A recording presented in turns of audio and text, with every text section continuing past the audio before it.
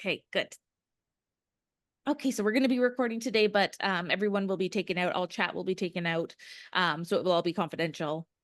But really excited to have our speakers here today. We have Ben Perry once again. He's back to help sort of facilitate the chat today. That's going to be all about digestion and sort of optimizing that. And given that everyone speaking today is a pancreatic cancer survivor, they're able to sort of talk from firsthand experience. So we have Ben Perry, as I mentioned, and then we also have Judy Berry. So she's going to be chatting about her experience. Rick Herndon, he's going to be talking about his experience, and Angela Serblowski-Coons, and she's going to be talking about her experience. So really excited to have everybody here today. Thank you so much. We'll probably have a few more people rolling in as we get going. But for now, I'm just going to pass it over to Ben, and we'll get some more in-depth introductions. Thanks, everyone. Hello, everyone. Welcome again. Just before we start, everyone, apparently I found this out just this week past. In order to record this, I believe everybody has to accept it. And at the bottom, there'll be a little red bar that says recording in progress. Okay, so if you could make sure everyone presses that. Secondly, everyone, if you could just leave your mics on mute if possible. So, or I don't want to say speak when you're spoken to, but kind of like that. And other than that, we'll get it on. We're talking today about basically digestive enzymes, our PERT, or depending what kind of enzymes you're taking. One of them in our group tonight did not start off with that. Interesting story, and hopefully they will talk a bit about that. We'll start off with my story. I'll make it as brief as I can. In November of 21, I was diagnosed as a stage 4 pancreatic cancer, told obviously couldn't have surgery. Major change in my diet, not so much stop like well, it was mainly certain foods because I found I was allergic to about 5, 6 main things. Immediately started to feel better. 8 rounds of gemcitabine. May came around and looks like the lesion on my liver disappeared and the tumor was practically gone. Then I had my surgery June of 22, followed up by 5 rounds of flufluranox August to November of 22.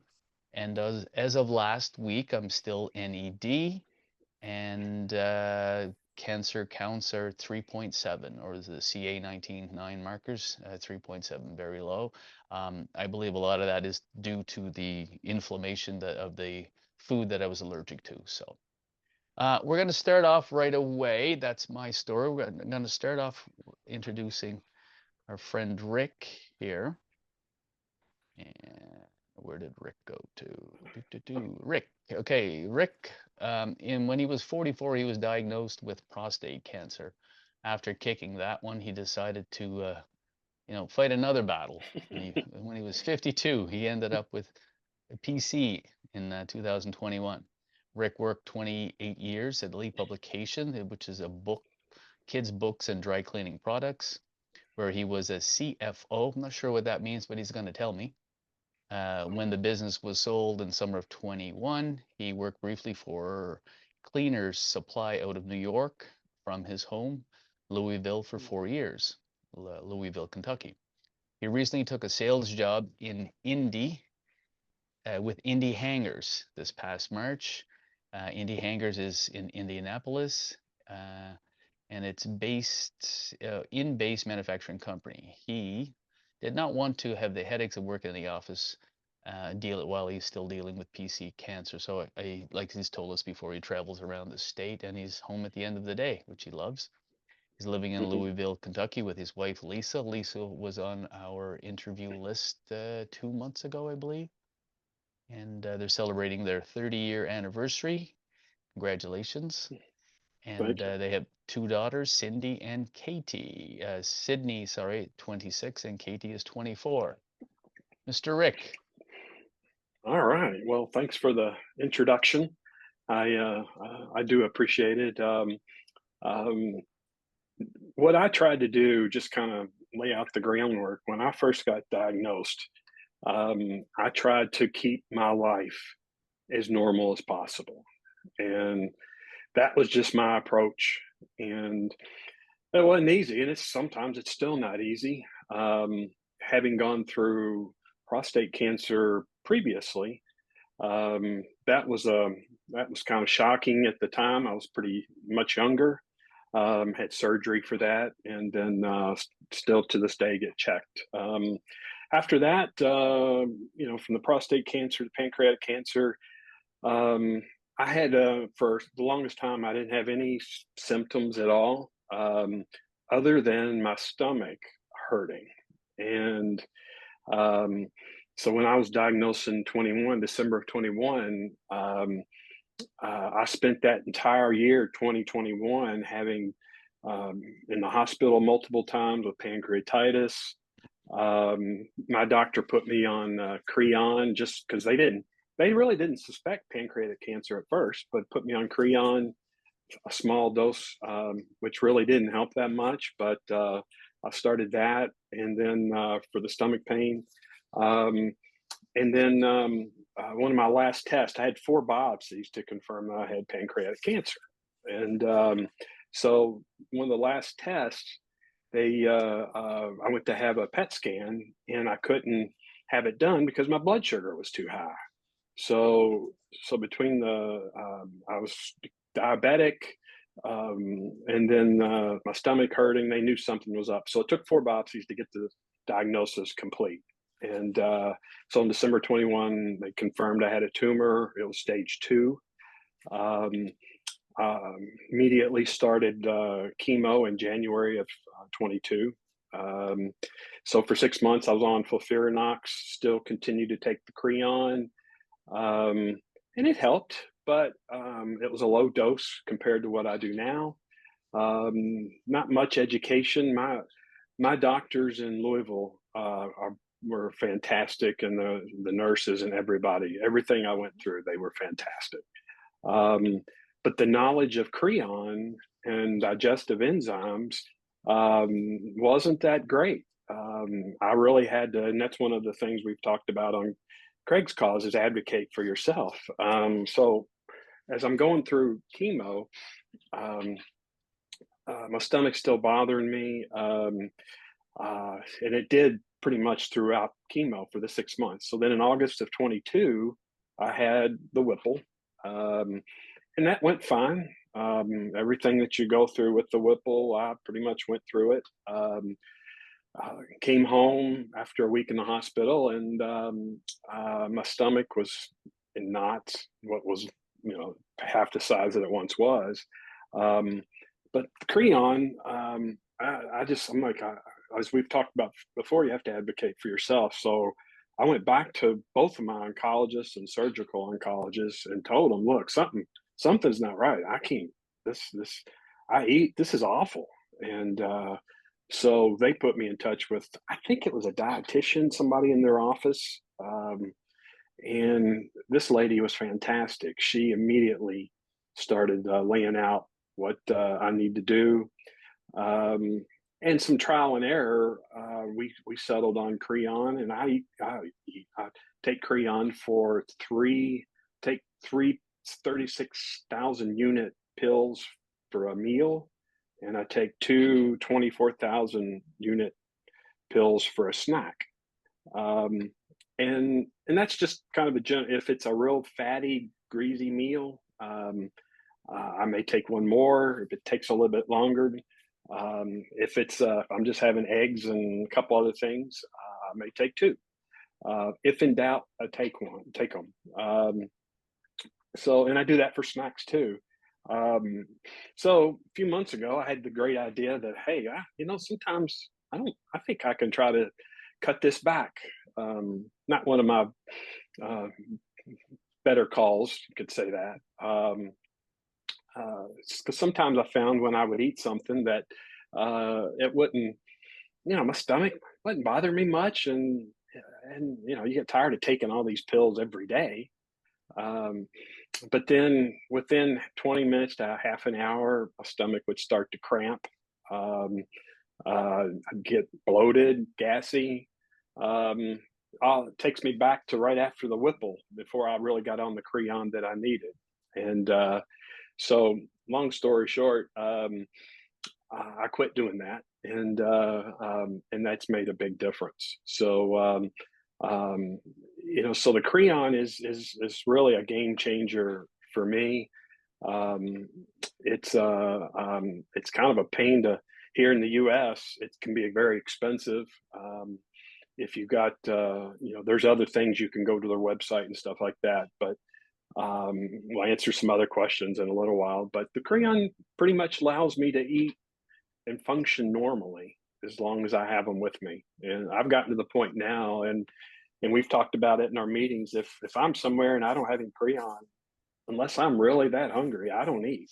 So Mm. it really does help me keep my life normal. And um, so after the surgery in August of 22, no evidence of disease since. All in all, I feel pretty good. I still have days where we've just talked about it. Sometimes things just don't feel right, but they pass. And so you know what? All in all, I'm fortunate to talk with you all about it. But the Creon has been a lifesaver for me as far as bringing my life to which is my goal, is to keep it as normal as possible.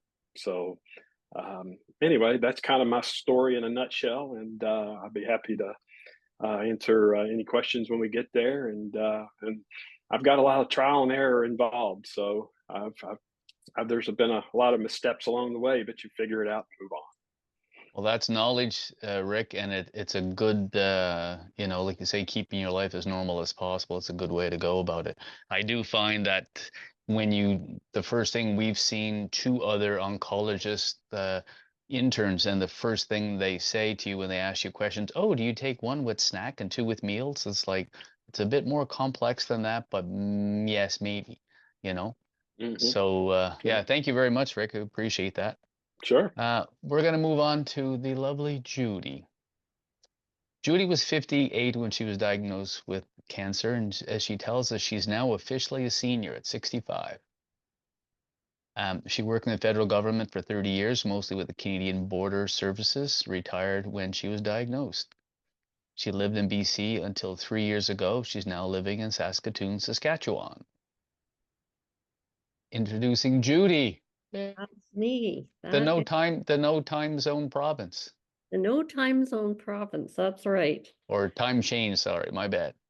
Yes, yes, that's true. So my story is a little bit different, but I'll make it very short and sweet. So I was diagnosed 7 years ago, and 2 months after diagnosis, I had the Whipple procedure. And I came out of the hospital with a prescription for an enzyme, which I immediately started taking. I didn't notice any benefit to taking it, but I took it because that's what the doctor told me to do. So I took that and went through 6 months of chemo, was very, very sick with chemo, lost a lot of weight. And after I recovered from chemo, I couldn't seem to maintain the weight. The food was just going right through me, even though I was taking this enzyme that was prescribed for me. So anyway, fast forward a few years. 3 years ago, I moved to a new city, new province, new doctor. And when I went to fill this prescription for the enzyme, they said, oh, we can't even get that. Perhaps you could talk to your doctor and get something else. And I thought, oh, there's something else? Oh, okay. So off I went to my doctor. I got a prescription for Creon for 1 a day. That's what I was initially prescribed. So I didn't know any better. I was happy with that. So off I went, and Creon worked better. And then I found out a year ago from a dietitian that spoke at one of our Zoom calls through Craig's Cause. And that was last year. And she said, oh, you can take as much Creon pretty much as you need or want. Like it's not going to harm you. Well, that was just a light bulb moment, I'm telling you. So I went to my doctor and I now take 6 a day of Creon. And the last year I've actually gained some weight back, which because, well, Creon works just so well for me. I've gained weight back, so I've had to change my diet once again to quit eating so much, because I had to eat volumes of food before to just try and maintain, because it was all leaving me. Now I don't. So, yeah, it's my eating habits are much more normal now. So anyway, that's my story. So Ben, sorry, you're on mute. Interesting fact about Judy is that her 7-year anniversary comes up next Saturday, the day of our run here in Halifax, as well as my 3rd-year anniversary from my first sit down at the hospital chewing my fingernails. And Rick, his surgery was 2 months after myself. So we're quite a tight-knit group here at Craig's Cause. yes. So on to the lovely Angela. Where did I put Angela's info? Here we are. Okay, Gary. Angela was first diagnosed with her first tumor she called Carl in October of 2018 at 48. It was breast cancer. Was the first of three three-peat cancer journeys. The next came Gary, her pancreatic cancer tumor, in May of 22 at the age of 48. Gary was evicted in February of 23 via Whipple surgery by the fantastic Dr. Mosier and his team. Angela was cancer-free for just over a year and turned 50, married her best friend Jean, and then found the next tumor, lovely Linda Liber. Currently under eviction, Angela is currently undergoing chemotherapy and enjoying the simple everyday joys of ticking off things on her growing live list. One of them, she didn't, is coming to visit us all next weekend in Dartmouth for our run. Yes. Run, walk, whatever it may be, stroll, pushing a wheelchair. Her favorite things are potty humor. Heather and I, our favorite word is the same word, but we can't say it over the air. Yeah, A- it's true. Angela, you're up, my dear. Okay, I'm gonna try not to say my favorite word here, but yeah, this is my three-peat cancer journey. So yeah, I named the tumors just so that people could say, "Hey, Ange, how's it going?" and "F you, Linda." So it's much easier, and it kind of gives a name to what I want to fight. So I'm busy fighting Linda, and yeah, the digestion issues are present. The chemo doesn't make anything too easy. I had chemo on Thursday, so today is a tough day. I'll be spending some time in my bathroom today. I'm finding this last, I'm on gemcitabine and Abraxane, and I'm finding it not as bad as sulfurinox, but it's coming out both ends. I'm really sorry to say that. It's but that's what we're here to talk about, I guess. Well, and it is a part, we all know it, so, and we all have to expect it, like all the newcomers, it can be that way, sadly. Yeah, it's pretty rough. It's pretty rough. Make sure you got a couple of books in the bathroom. Bring your phone. You'll be there a while. Always have extra toilet paper handy because you're going to need it. And you're fighting. You're fighting this. This is what the chemo does. I always kind of actually celebrate because I know that it's working. So it's good. And you know, I've been put on palliative care here, and so the government here in Canada will pay for a lot of the medications that I need to ease my symptoms. The Creon is paid for, antidiuretics, anti-nauseants, adult diapers. say yes to those guys, say yes to them, because you never know when you got to do the short and dart. It's bad. It's bad. It'll hit you. You're going to be in the grocery store and you got to abandon your cart because it's so bad. It just happens. So, yeah, be prepared. And you know what? You can live with it. My kind of new motto is to live with cancer. I've got this crazy disease that we're all here for and supporting, but you can live with cancer. I can live with this. If I gotta go to the bathroom once in a while, sorry about that, but I gotta go, you know. Probably my most unusual thing during this whole time is that I've been putting on weight. There's lots of, but typically the pancreatic cancer patients will lose weight, and I have not. Ever since I got breast cancer, I just keep putting on the pounds. So and you know what? I'm lucky and I'm thankful. And you know, my doctors seem to be really happy with it. So I just go with it. I have had to change my eating habits to smaller meals, lots of creon with or different kind of digestive enzymes, and you know, you learn your lesson kind of quick. If you haven't taken the right dose, you'll figure it out quickly that I did not take enough creon with that meal, or you can't really overtake. I just feel gassy and bloated if I take too much. But it's definitely a learning curve, and it's okay. You're still here. It's a great day. You know, it's All right, thank you, Angela. There was many things that you said there that I think a lot of people like, you know, to bring to the forefront so people understand, you know, what could or what may be happening to them in the future.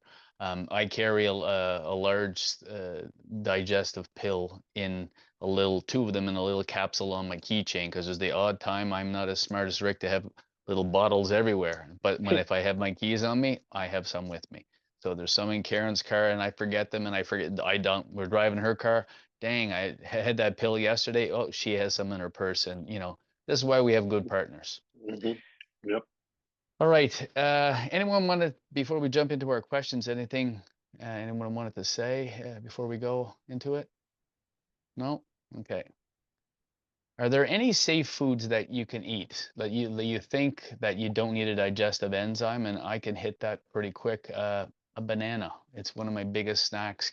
Karen, yes, I climb trees for a living, but she calls me Ben's eating bananas like monkeys. You know, I have 2 or 3 a day because it's a snack that I can have. Fruit have their natural enzymes in it, so I don't need to take some enzymes for it. And the odd time, and I know people may not like it, but as Aaron said many times, I believe for me, a snack, I just have plain potato chips. Anything but plain, I do have some issues with it, but plain potato chips, a bowl of them, and I don't take enzymes with them, and I'm fine. If I go for the bag and keep going, then I need enzymes for it, but you know, yeah. So as I look at my screen, the next on my screen next to me is Judy. Judy, you have any safe foods? Like you, just fruit. Yeah, if I'm eating pretty much any type of fruit, I don't take an enzyme. Okay, Mr. Rick, how about you? I don't chance it anymore. So there's been so many, you know, mine's compounded because after the Whipple, I was diabetic. So I wear an insulin pump right there, and it does the job. But my surgeon doesn't want my blood sugar shooting up, and I like bananas, but bananas make my blood sugar go up. A lot of fruit does that. What about if the bananas when they're still green? Because they say once they turn yellow, that's when the carbohydrates in them turns to sugars. What about if when they're green and they're yucky tasting? What about at that point? Never tried that. I have Yeah. to take note of that. But the greener the banana, they're quite a bit firmer. They're not as high in sugar for some reason. Okay, I didn't know that. Yeah. Have any safe foods, Angela? Other than I'm- Pop-Tarts with frosting? um Actually, I'm really, really lucky in that I don't suffer like you guys do. The occasion, if I overeat, I find that it's worse. But I generally can sneak a snack here and there as long as it's not dairy. I can have a little bit. But if I'm planning on having a meal or anything of sort of substance, anything, of course, fatty, then I have to take the Creon. But if I'm got a handful of nuts or something, I can just, a trail mix or something, I can just have that. But Jen, I'm very, very lucky. I don't suffer like you guys do. Well, when you talked about fatty foods, I know a lot of times they tell you you take like 3 enzymes, like for instance, to digest French fries, like at those deep fried French fries, 3 enzymes. So I I love eating oysters and mussels and crackers. And once I get into a tin of them, and I know people like, oh my God, you're eating, processed food, but it's just the fats. I'm looking forward to gain some weight back because I lost like 48 pounds to start this all off, and I'm still under 160 pounds. But when I would have a tin of that, it didn't matter how many enzymes I would take the next day or maybe a couple of hours later, I would see the oil floating. Yeah. But Mhm. we stumble across BioForce. I don't know if we can see that. Yep. BILE Force. And that for me is one of the best things that I take when I'm having a fatty food. If I were to stop because of the allergies I have, I can't go into just any fast food place to get a quick snack. Like sitting down and having a salad while you're in a rush, you can't do it. So I'll get a small order of fries and I'll have one of these and a 10 uh, the 10 per digestive enzyme, Yep. and I'm fine. Whereas they tell you that you should have three big ones, like 75 type thing. So that's works well for me. The other thing we found out through Steve is said that no one has the digestive enzymes in them to digest the late like legumes, broccoli, cauliflower, tubular stuff. Um, I remember making chicken soup one day, and I love chicken soup, but I added a lot of those ingredients in it. And and I ate so much of it that weekend because I made too much. I lost 5 pounds in 2 days because I ate it like 2.5 times a day. And it was because I couldn't digest that food. So now I pop a Beano.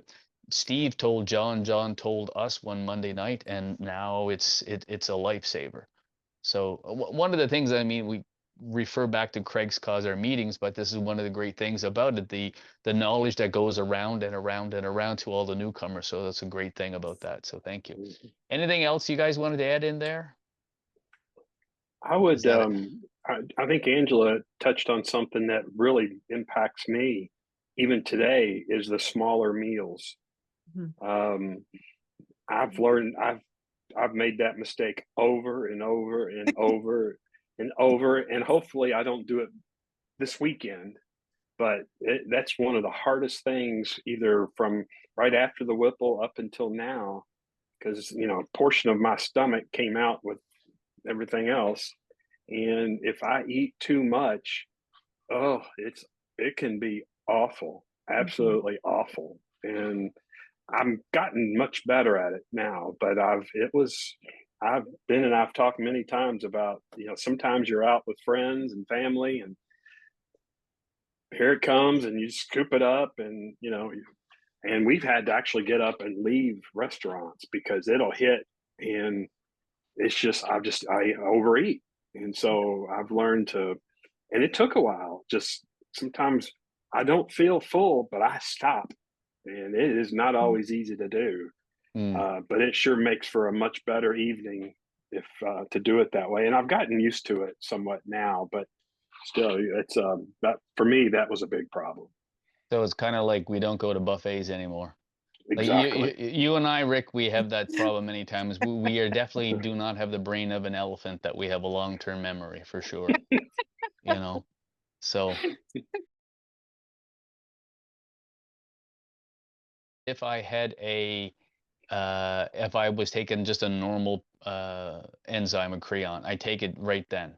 So I Okay. usually start any of my meals off with a 10 crayon, and then as I go halfway through, I take another one. And if I think it's too much, I take another small one or another large one. I had a really large meal last night. I was telling them earlier when we started, and I was like looking at my plate. It was like a buffet double plate. And I was like, why did I take so much? But I'm so hungry. And I just slowly went through it. And I slightly felt a little upset at the end. And I was like looking at Karen, I was like, uh-oh, we're gonna have issues, but I didn't.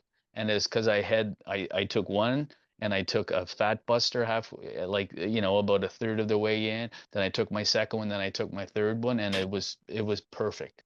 It was perfect. Something that, when Thanks. when you go to your, like I said earlier, they tell you, did you take one with, your snacks and two with your meals? No, it's completely different. After this next question, I'm going to open up the online calculator to show everyone quickly how it works.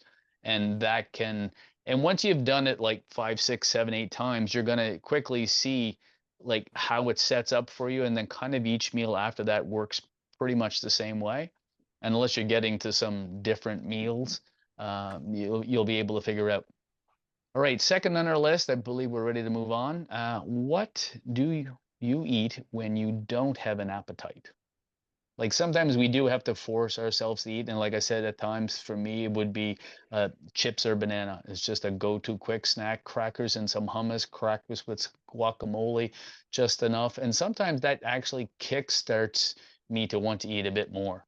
And because we do, other than Angela, we do all struggle keep maintaining our weight. You know. So seeing that Angela's Thanks, laughing Ben. so loud, I'm gonna put you under the bus. You're up first. Sorry, who? You, Angela, Me? you. Oh, Yeah. sorry. Okay, here I go under the bus. When Actually, when you don't have an appetite. I do. If I don't eat, I get nauseous. I've been that way the whole cancer journey. So I eat a lot. Like I eat almost all the time. I just kind of graze. Especially right after chemo, I have to have Mm. something in my stomach, and terrible, but it's always carbs, like noodles, something, crackers, multi-grain bread, and I have a terrible sweet tooth, so chocolate always. But chocolate is medicine, so I have And to there's have and there's I lots of gotta have my iron in medicine. chocolate, so we need our Yeah, iron, right? something is good about it. Yeah, There's always yeah. something good. So, yeah, and actually, just to step back a minute, to the last sort of comment about when you were eating last night, and then Karen said you looked at Karen and was like, "Oh, it's like having a partner who can sort of acknowledge that you might be having a little much is actually super annoying, but Oh, really helpful. But okay. I it's was gonna very say that. helpful." I like it when she helps me. Because Gene will look over and he'll just kind of like, usually if my goal is half, if we're eating out, let's say, because they always, you always have too much, and it's like, so I always try and have half and then save the other half for later, or maybe there's a sweet that you want to have afterwards. Just have half the meal, and then you can tackle the rest later. So it honestly really helps to set a reminder, or have your partner or friend or something, even if you kind of, sometimes what I've done is set the pill, like another crayon, on the table, so that I'll take it midway, or and if you're eating too much, here's another one, because it'll save you a lot of pain later, pain in the where later on. So that's really good. But yeah, as far as my appetite, I am terrible, and especially I'm really bad for eating at night. I get nauseous in the middle of the night, so I'll get up, and I actually don't eat Pop Tarts. That was our joke, but um, it's terrible. Carbs are terrible, but that's my go-to. But you know what? In the end of it all, it's what's soothing you. We're struggling with something, right? And when they say, "Oh, I need a nap in the end of the middle of the day," well, take that nap. Your body's telling you. If you're hungry, Yes. you're hungry. At least for you, at least you're holding the weight. Yeah, If you get sick again, you have that extra weight to hang on. If I I get do. sick, I I kind of got a buffer. I'm worried about it, right? Yeah. Rick, how about you? What do you eat when you don't have an appetite? I can honestly tell you that once I got through the chemo and some time after the surgery, my appetite's good. I'm always a big advocate of carbs, although I cannot eat carbs like I once did. Any type of chip works for me. So Mm. I've settled into pork rinds. That's my go-to snack. Little meat sticks. Mm. I can share all this with the dog, and we're both happy. We This is why you're so big, right?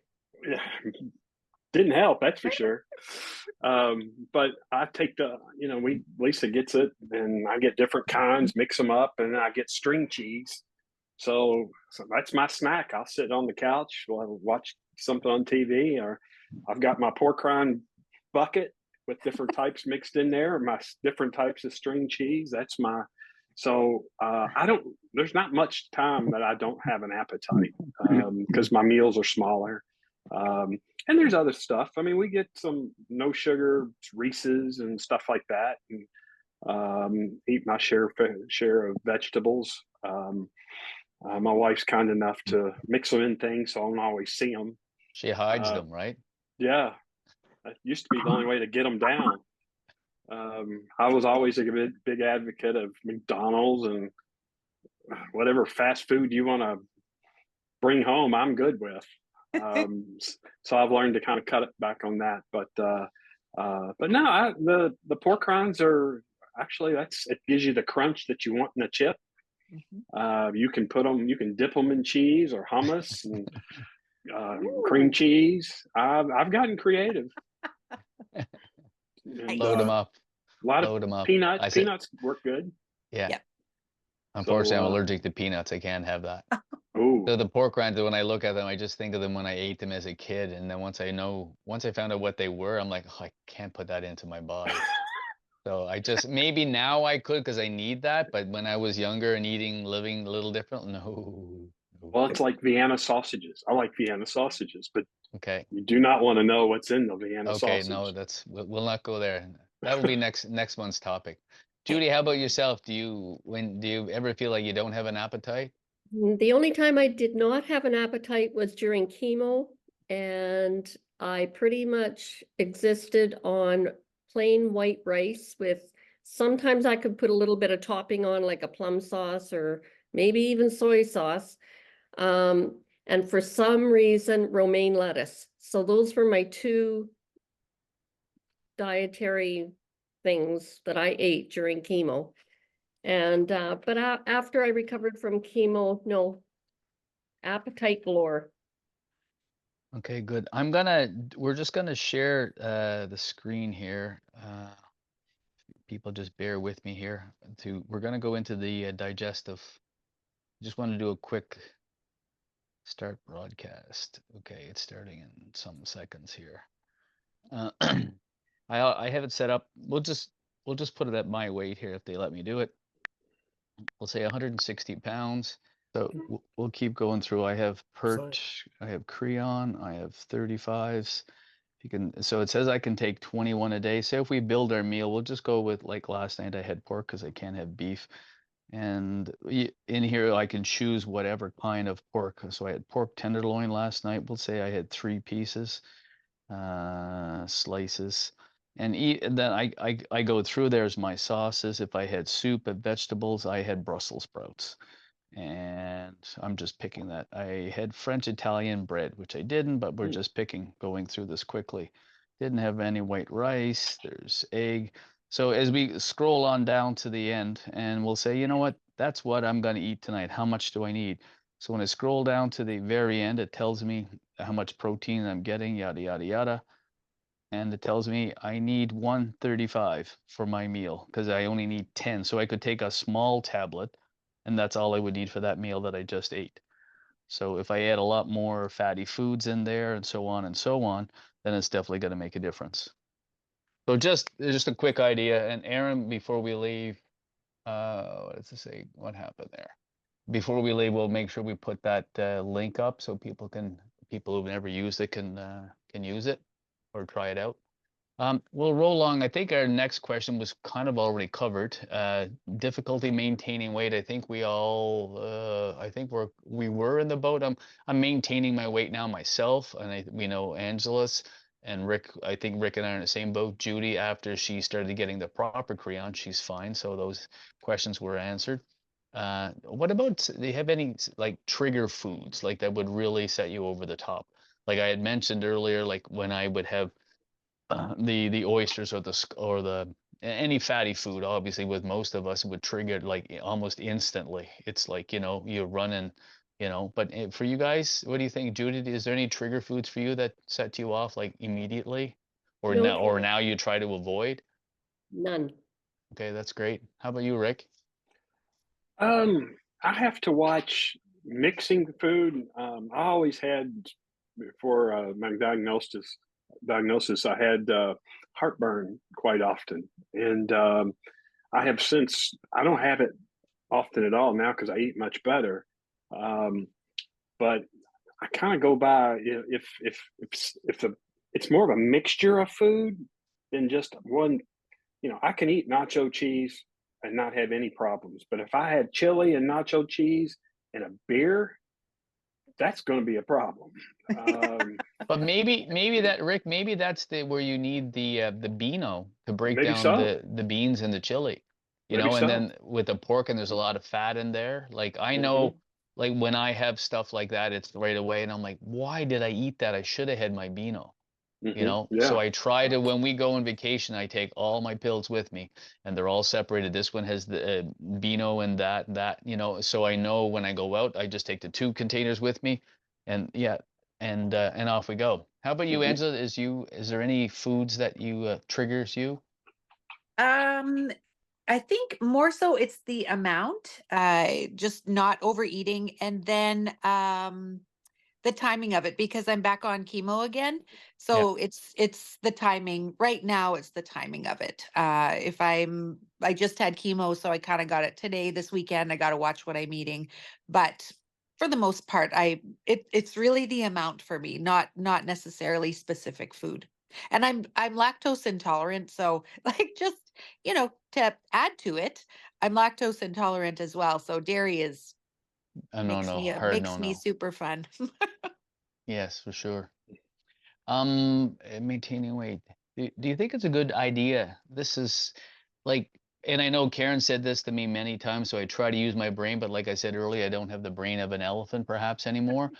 But do you think it's a good idea to have a journal of the food that we eat each day to figure out like the good and the bad foods for us? Rick, what do you, I don't know if you thought of that before?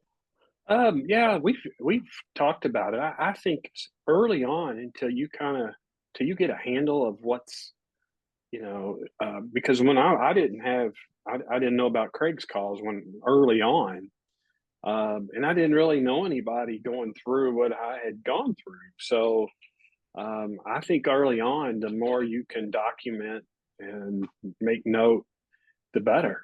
Um, then after a while, having done it multiple times, you tend to remember that that mixture of food, or that's mainly for me in the portion size. But yeah, I think early on, when you're unsure of what triggers that are out there, I would absolutely write it down. That's a good, yeah, I totally agree with you. I wish I would, because it was Karen who mentioned it to me, I don't want to have a journal, but I should have a journal.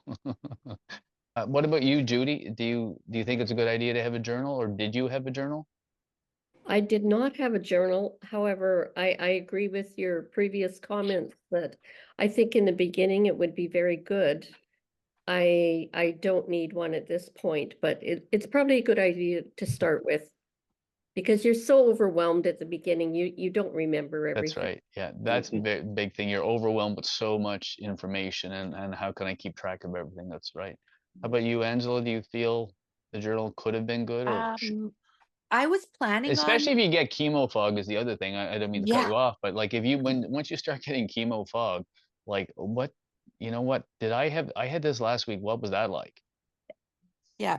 I think I'm not diabetic because of my Whipple surgery. And if I had, I expected it. But if I had become diabetic, I definitely would journal. Definitely would make note of what would spike and be okay to eat. At this point, I don't have to do anything. It, it is try and remember, and yeah, try and remember, and maybe Jean will help me out to let me know not to eat stuff. But like, I'm so lucky. I basically can eat anything in moderation. So like I said, except for dairy. But other than that, I'm really, really lucky. So I don't have to make any sort of journal notes or anything like that. But I journal a lot otherwise, which this is about digestion, but I'm a true believer in journaling for your mental health, because even mentioning chemo brain, you feel crazy. Like you can't remember stuff, and you feel like you're nuts. And if you need to write it down, write it down. No, It's okay. but you touch on the topic there. I know it's straying off digestion, but the mental side of having cancer is an issue too.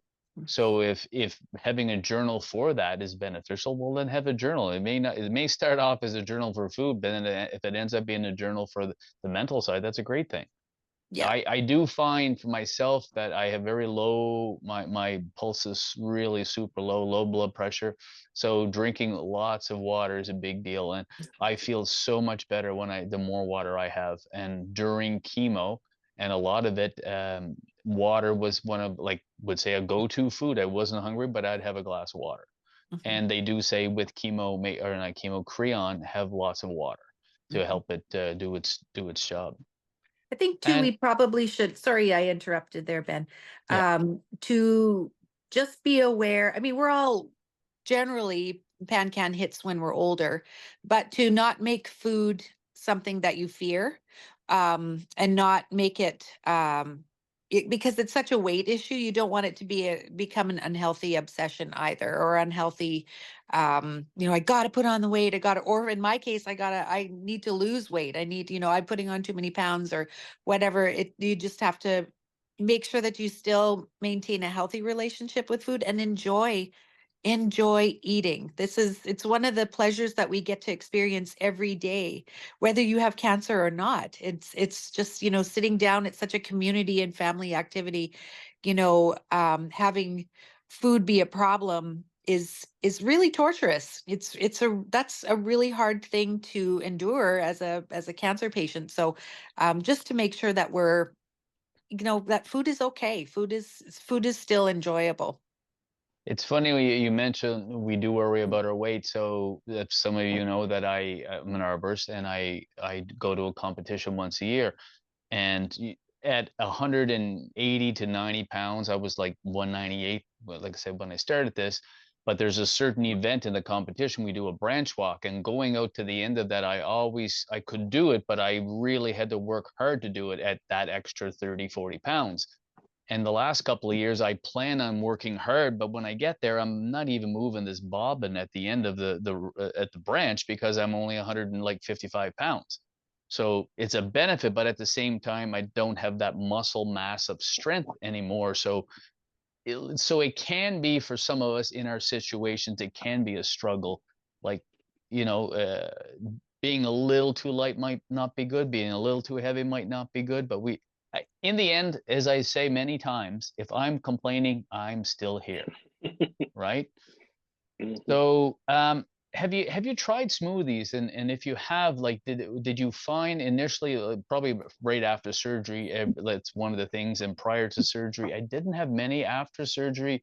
My wife Karen was making plenty for me, and I've kind of steered away from them, but I do take the odd time, because a lot of the boost stuff has sugar and milk products and stuff that I cannot have. So I did find like a vegan boost. It's not boost, but it's a vegan brand of stuff. It's made in Canada, Aspiri, I believe it's called. And it just gives me enough calories, it gives me enough proteins, but you need to take an enzyme with it as well, because even though it's already pureed for you, still need to break down the fats and the protein that's in it. Have you guys like attacked any boost or smoothies in your journey? Judy, Rick, or Angela, did you guys hit smoothies um or boosts or anything like that you needed? No, honestly, I was never a big fan of smoothies before all this happened, and the boost. Even with chemo and everything, I still had an appetite. Wasn't what it was, but before the whole diabetes, becoming diabetic, I mean, chemo and chocolate, those little chocolate donuts were my go-to. Oh my gosh, that's my blood sugar would go to the point it would just say hi. So I thought, if I'm going through chemo, I'm gonna eat whatever I want. So, but I'm not a real big fan of the boost or the smoothies. I've had them, but they're not this. But that's not one of my favorite things. Are you from a steak eating state there? Is that what it is, Rick? Oh yeah. I'll show up I don't know if you can see it here. That's the Sperry there. I'll zoom it in as close as I can. And it's like I got the chocolate, complete plant-based meal replacement. And like I said, for me, it's great because I get the boost and I get all my supplements in it, and they can ship it to your door. Judy, did you ever need them or want them? Try Not a them? big fan of smoothies. Mhm. I did when I was having trouble eating, I would take the high protein boost, but I would mix the chocolate and vanilla together Okay. and have it that way because I didn't like either flavor, but if I mixed it and diluted it kind of like that, it was okay. You made like a Neapolitan ice cream. Yeah, basically. Okay. What about you, Angela? I see you're on mute there. Oh, there you go. My kids really like booster juice, so we would go, grab those once in a while. I found it a lot of work, actually. This sounds terrible, I know, I but agree with you. It they're a is. lot of work, Yeah. and I was too tired to do it. So Yeah. there are those prepackaged little kind of cubes that you can put in there. Oh, the frozen Um, ones. Yep. yeah, and they were Yeah. really good, and Yeah. they've got lots of different flavors and like antioxidants and stuff in them. And the other thing now I'm into recently is juicing, actually. Just No work in really, juicing at all, right? yeah, it's really good. The worst is the cleanup, but it's actually not even that bad. So Yeah. yeah, so we weren't huge smoothie eaters. I'm lactose intolerant, so I can't do the boost. And the fruit flavored ones are just too, I don't know, something isn't right with them. So yeah, I'm gonna look at that You should Sperry. try those. Yeah. There is like I say, there's a website. They'll ship it to you directly. Nice. And I got mine at Sobeys, but they did have it at the superstore. I don't know what you have out there on the West Yep. Coast. But Rick, is like you said in one other interview or off camera, you said, what great spouses we have. And it was Karen who kept doing it for me because she knows I was hungry at the time, but I was just pooched basically. It was during chemo and after surgery and whatnot, and she would be making them for me. And it did. If it wasn't for that, like I would have been under 150 pounds for sure. Mhm. Well, panel, that was a great. Unless you guys have more to input on any of the questions or topics we hit on today, you three were amazing. Aaron, if you have nothing, then we'll go and see if there's any questions. Yes, thank you, Chloe. But any questions there, Aaron, or do we want to mention what just came up in our text there? Yeah, there's some comments in the chat. Jenny said too much garlic has proven very problematic for me, even with appropriate amounts of Creon. And then I see Matthew agreed with her. And Steve said Creon does not digest garlic. It is an butcher this oligosaccharide, and requires the enzyme alpha D galactosidase, There's which a is piece of the garlic Wow. clove, the very center, I know that we cannot digest at all.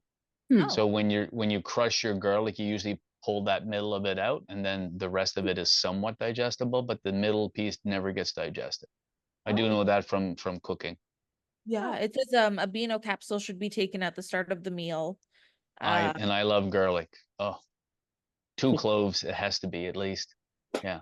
Sorry. And Jenny said, smoothies every single day, homemade, green up, protein, berries, kale, pumpkin, and so much more. Like hemp hearts, flaxseed, kefir. A lot of work for sure, but sounds like it's worth it. I Yeah, find that I make pancakes and waffles almost every other day for Karen and I, and it's all like gluten-free, dairy-free, egg-free. I have all the other stuff for it, but I'll put some flax seeds, usually 2 to 3 tablespoons of flaxseed in that. I try to eat as much spinach as I can, and I'll have the dark chocolate because I need some iron in my life as well. And like you say, it's what's chocolate? It's just, isn't it its own food category, you know? So sorry, Aaron, was there any more questions there? no, that's great. Yeah, No, that was that's it. everything that was in the But chat. Was there anything? Us- Definitely. Yeah, thank you so much. Again, Ben, amazing job as always. Judy, Rick, Angela, so grateful for you guys being so open and honest about your experiences. It's really great. And I think it just really helps people, to know that they're not alone, and to get those pointers. So thank you also so much. Thank you everyone for attending.